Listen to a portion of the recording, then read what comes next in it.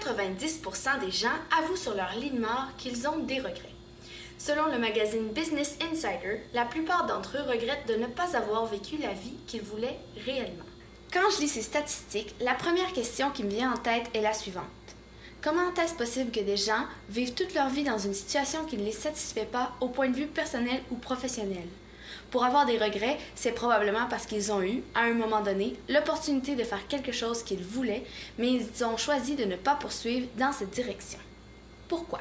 Ça me déchire le cœur de penser qu'une personne peut être malheureuse ou insatisfaite toute sa vie, et c'est pourquoi j'ai décidé de ne pas avoir de regrets. Comment vais-je y arriver? En acceptant de prendre des risques et de me retrouver dans quelques situations inconfortables pour, au bout du compte, arriver à réaliser mes rêves. Afin de partager mon cheminement dans cette quête personnelle, j'ai lancé un blog, mhquit.com, où j'aborde mes 3 grandes aspirations: voyager, entreprendre et être heureuse.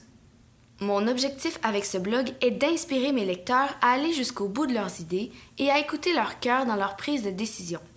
C'est ce que je souhaite, c'est d'encourager les gens à mettre le temps et l'énergie nécessaires dans les projets qui les rendent vraiment heureux et ne pas avoir peur de sortir un peu de leur zone de confort.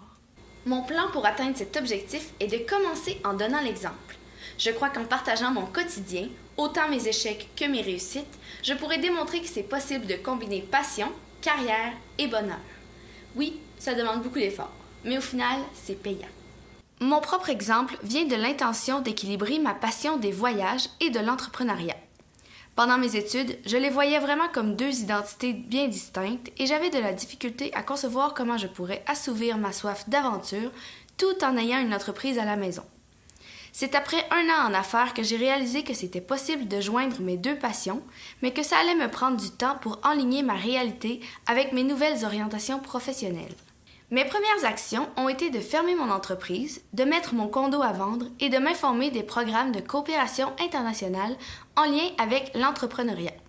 C'est en commençant ces démarches que j'ai décidé de profiter de tous ces changements dans ma vie pour lancer mon blog, où je documente depuis mon processus et je partage mes différents apprentissages. En tant que blogueuse, j'aspire à faire des rencontres inspirantes, à bâtir une communauté de rêveurs portés vers l'action et à propulser des projets.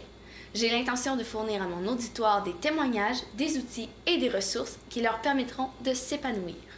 Entre-temps, je vais continuer de parcourir le monde, d'entreprendre et de maximiser mon bonheur grâce à des expériences enrichissantes.